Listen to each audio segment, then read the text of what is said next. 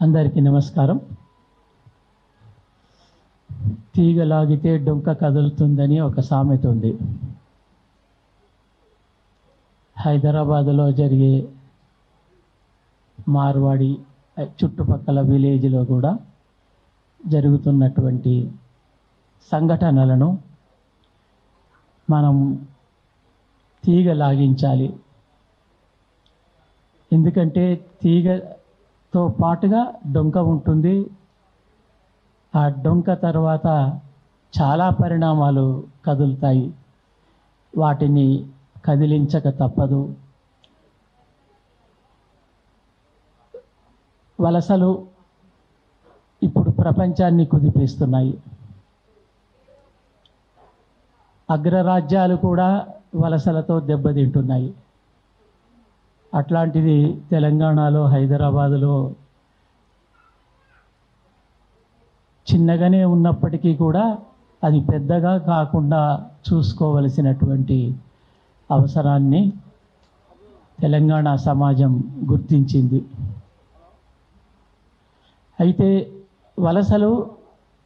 వలసల్లో మంచి వలసలు ఉంటాయి, దోపిడీ వలసలు ఉంటాయి. తెలంగాణ నుంచి భివాండికి పోయి మహారాష్ట్రలో ఒక 7-8 చోట్ల తెలుగు ఎమ్మెల్యేలు గెలిచేంత చేనేత కార్మిక వర్గం ఉంది. కానీ ఎన్నడూ కూడా వాళ్ళు మహారాష్ట్రీయులకు, మహారాష్ట్ర ప్రజలని దోపిడీ చేయాలనుకోలేదు, మోసం చేయాలనుకోలేదు. సెకండ్ మాల్ అంటారు వాళ్ళు, చాలా గొప్పగా చెప్పుకుంటారు. సెకండ్ మాల్ సే హమ్ పహలే మాల్కు బేచ్ రే అని. చాలా అన్యాయం అది. బేగం బజార్లో చూస్తే మనము ప్రిస్టేజ్ కూడా షోరూంలో దొరికే వస్తువులని వాడు కాపీ కొట్టి మరుసటి రోజే మనకు ఇక్కడ బిల్లు లేకుండా అమ్మేస్తాడు. ఇది నిజంగా ఈ దేశంలో ఎప్పుడూ కూడా fiscal policies, financial policies, economical issues ఆయా రంగాల వాళ్ళు మాట్లాడరు. సమాజానికి జోడించి ఒక సాహిత్యం ఉంది మనకు. ఎంఏలో మిగతా చోట్ల సంస్కృత సాహిత్యము తెలుగులో ఉంటుంది. మన ప్రజల సాహిత్యం మనకు ఉండదు. ఇక్కడి ప్రజల సమస్యలని ప్రతిబింబించేటువంటి గొప్ప రచనలు మన పోస్ట్ గ్రాడ్యుయేషన్లో కానీ గ్రాడ్యుయేషన్లో కానీ కనిపించదు. ఇక్కడి మోసాలని మనం కళ్ళతో చూసి వాటిని ఆమోదించి మనం రోజు వస్తుంటాం. ఇవాళ ఇక్కడ మాట్లాడిన నాతో సహా రేపు లేదా ఇదే సాయంకాలము అదే చోట్ల వాటిని మనము కొనుక్కొని బిల్లు లేకున్నప్పటికి కూడా బిల్లు ఇవ్వండి బాబు అని వాడిని ప్రాధేయపడం కూడా. ఏమనుకుంటాడో వాడు, బిల్లు అడిగితే ఏంటో, ఎంత తప్పు. అసలు బిల్లు అడగడానికి, బిల్లులు చెల్లించడానికి ఒక ప్రత్యేక శాఖ ఉందని ఆ శాఖని మనం ప్రశ్నించాలని కూడా అప్పుడప్పుడు మర్చిపోతుంటాం. అందుకే మనంగా మిగిలిపోతుంటాం. మన పోరాటం మనం కోసం కాదు. మనం పోరాటం చేయాల్సిన శాఖలు ప్రభుత్వంలో ఉన్నాయి. వాటిని ఎందుకు కదిలించకూడదు? వాటిని ఎందుకు అవగాహనలోకి తీసుకోవద్దు? అంటే మనమే అన్నీ చేస్తాము. మన ఒక ప్రతిఘటనని లేదా ప్రజల పక్షంలో నిలబడి వాయిస్ చేయడం గొప్ప విషయం. అదే అప్పుడప్పుడు కొన్ని ఉద్యమాలకు, మహోద్యమాలకు దారితీస్తుంది, కాదనను. కానీ సమాజం మొత్తం మీద ఈ ఇష్యూని, ఇవాళ మాట్లాడే ఇష్యూకి, భారతదేశంలో ఉండేటువంటి రాజకీయ ఇష్యూకి ఒక సంబంధం ఉంది. ఆ సంబంధాన్ని అర్థం చేసుకోకపోతే మనం ఇలాగే మాట్లాడతాము. అది జరిగేది ఇక్కడే కాదు, అన్ని రాష్ట్రాల్లోనూ జరుగుతుంది. ఏం చేస్తాం? మాట్లాడండి. మహారాష్ట్రలో గోండుల పండుగ ఉన్నదంటే అక్కడికి మేము వెళ్ళాము. ఆ భండారా జిల్లాలో చూస్తే ఆశ్చర్యపోయాం. అక్కడ ప్రజలు 2వ శ్రేణి కంటే 3వ శ్రేణి కంటే తక్కువ శ్రేణిలో బతుకుతారు. మైగ్రేట్ అయి వచ్చిన వాళ్ళు అక్కడ రాజుల్లాగా పోలీసు వాళ్ళే, ఎక్సైజు వాళ్ళే, రాజకీయం వాళ్ళే వ్యాపారం చేసుకునేవాళ్ళు. వాళ్ళ కిరాణా కొట్టు మీద జెండా, ఇంటి మీద జెండాలు వాళ్ళ రాజకీయ ఎజెండాను తెలియచేస్తాయి. అక్కడ దెబ్బ కొట్టకుండా ఇవాళ ఏ ఒక్కళ్ళనో మనం మాట్లాడి కూడా లాభం లేదు. మనము లోతుగా ఆలోచించాలి. దానికి కావలసినటువంటి ఒక ఉద్యమ ప్రాతిపదికని మేనిఫెస్టో రూపంలో దాన్ని ప్రజలకు అందించాలి. ఆ అవసరాన్ని ఉందని నేను గుర్తు చేస్తున్నాను. ఎందుకంటే ఇండివిజువల్గా కొంతమంది సమూహంగా బాధపడే శ్రేణులు అనేకం అవతల ఉన్నారు. వాళ్ళని రీచ్ కావడం ఎలా? మనము సోషల్ మీడియాను ఉపయోగిస్తున్నాము, సంతోషం. కానీ అదొక్కటే సరిపోదు. వాళ్ళంతా శ్రమజీవులు. ఈ టైంలో వాళ్ళు కూర్చొని మనను గమనించరు. దీనికి వేరే ఒక నిర్మాణం కావాలి. ఇంతకుముందు నిర్మాణాల అనుభవాలని, సారాన్ని మనము గ్రహించి తెలివిగా వాటికి సజీవమైనటువంటి ఆలోచన ధారని కలిగించినప్పుడు అది సమాజంలోకి విస్తృతంగా పోతుంది. ఇది ఒక మనమే కాదు, యాక్టివిస్టులను ఎప్పుడూ ముందుంటాము.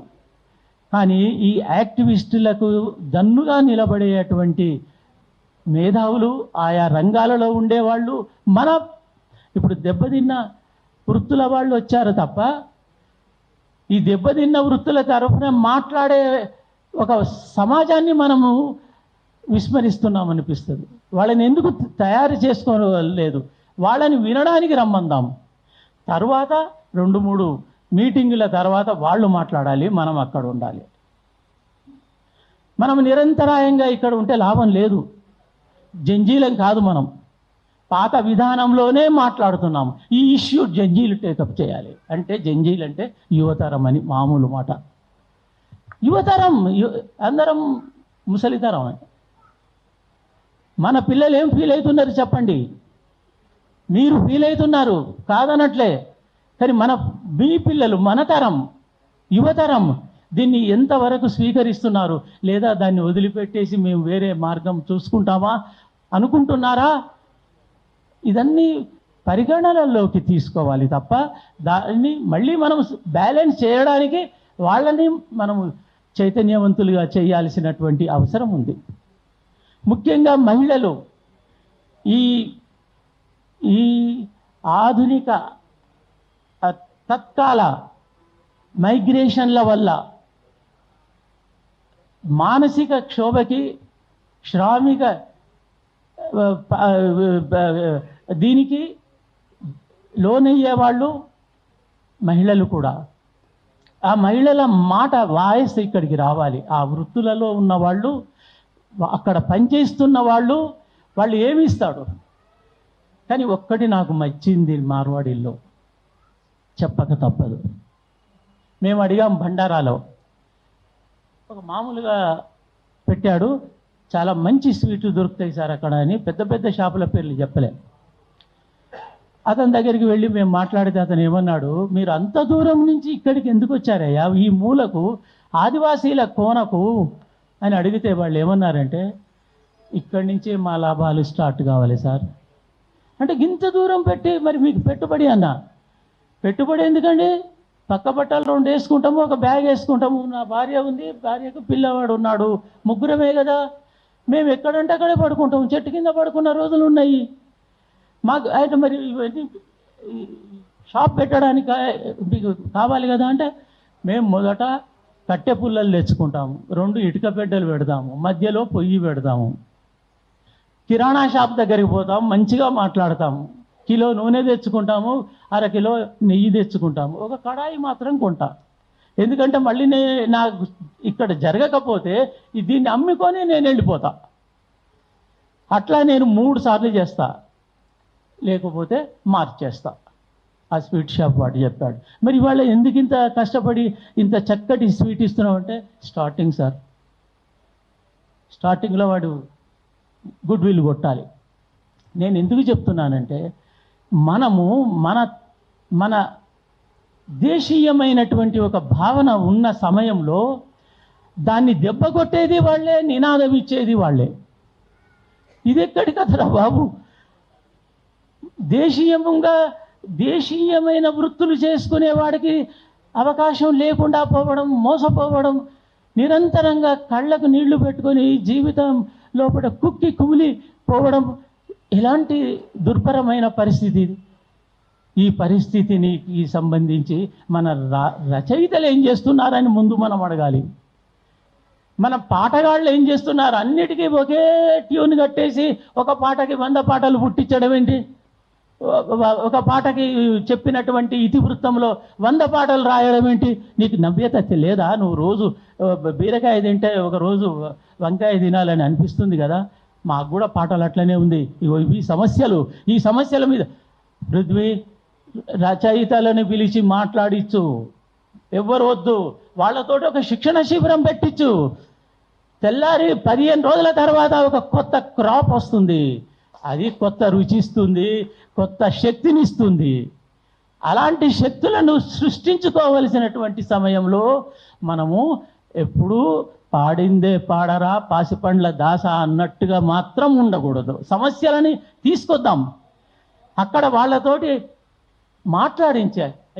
ఇది ఇతివృత్తం, ఈ వృత్తికి సంబంధించిన ఇతివృత్తం ఇది. ఇగో ఇలా మోసపోతున్నాము, ఇలా జరగబోతుంది, రేపు పొద్దుగాల వాళ్ళందరూ ఒకటైతారు. అదేంటండి, మనకు వలసలను ఒప్పుకున్నాం కదా. హైదరాబాద్లో కన్నడిగులు లింగంపల్లిలో ఉంటారు, గుజరాతీ బజారు కోటిలో ఉంటుంది, మార్వాడీలు బేగం బజార్లో ఉంటారు. ఇట్లా రకరకాల వాళ్ళ కాలనీలు ఇచ్చినాము. కానీ ఆనాడు ఆ 100 ఏళ్ల కింద ఉండే సహృద్భావం వేరు. అయినా కానీ వాళ్ళు ఆనాటి నుంచి ఈనాటి వరకు కూడా తెలంగాణ సమాజంలో కానీ ఏ రాష్ట్రంలో ఏ స్థానికంగా కూడా ఎక్కడ కూడా వాళ్ళు మింగిలి కాలేదు. అది బాధాకరం. అది వాళ్ళ డబ్బులు చూపించి వాళ్ళ పండుగ, వాడు ఏ పండుగ చేసుకోడు కానీ ఒక్క పండుగ చేస్తాడు, అది ఉర్రూతలు చూపించేస్తాడు. దాని వెనుక మళ్ళీ మనం మన బతుకమ్మకు అవే పాటలు పాడతాము, దాండియా రాసా అంటాము, కోలాటం అని మన కోలాటం మర్చిపోయి వాని కోలాలు పట్టుకుంటాము, వాడి డ్రెస్ వేసుకుంటాము, వాళ్ళ అమ్మాయిల డ్రెస్ వేసుకుంటాము. ఇదంతా చైతన్యానికి సంబంధించింది. దీన్ని మనం చెప్పగలగాలి.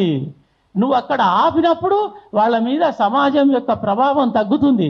వాళ్ళ ప్రభావాన్ని గొప్ప ఇదిగా చూపిస్తూనే, వెలుతురుగా కళకళలాడిస్తూనే మనం వాళ్ళ గురించి ఏం వాళ్ళని కూడా పిలుద్దాం, నలుగురిని 10 మందిని పిలుద్దాం. వాళ్ళని అసలు మీరు ఎందుకు ఇంత అన్యాయం చేస్తున్నారు? తెలంగాణ ప్రజలని మీ దగ్గర ఒరిజినల్ వస్తువని నువ్వు బిల్లు ఇవ్వకుండా ప్రభుత్వాన్ని మోసం చేస్తున్నావు. ప్రభుత్వమా ఏం చేస్తావు? నిన్ను కళ్ళ ముందు మోసం చేస్తుంటే, మమ్మల్ని చేస్తుంటే నీ రోల్ ఏంటిది, నా రోల్ ఏంటిది? ఇగో మేము తీసుకొచ్చి ఇస్తాం, ఈ బిల్లు మనం పోదాం, 50 మంది 50 షాపులకు పోయి కొనుక్కొని వచ్చి వాడిని అడుగుదాం, అది కూడా రికార్డు చేద్దాం, చేసి అప్పుడు ప్రభుత్వానికి పంపిద్దాం, పోలీస్ కేసు పెడదాం. అట్లా ప్రాక్టికల్గా రావాలి, నినాదాలతోటి కాదు. ఆచరణ అంటారు దాన్ని, ఆచరణాత్మక ఉద్యమ కార్యకలాపాలు. యుద్ధం చేయట్లేదు, మనం చెయ్యం, కానీ మన సమాజాన్ని మనం బతికించుకుంటాం, అన్యాయం జరగకుండా చూస్తాం. దానికి మీరు ఏ పేరు పెట్టుకుంటారో పెట్టుకోండి. కాబట్టి మిత్రులారా, గతంలో జరిగింది, మనము మహారాష్ట్రలో భాగమైపోయినాము.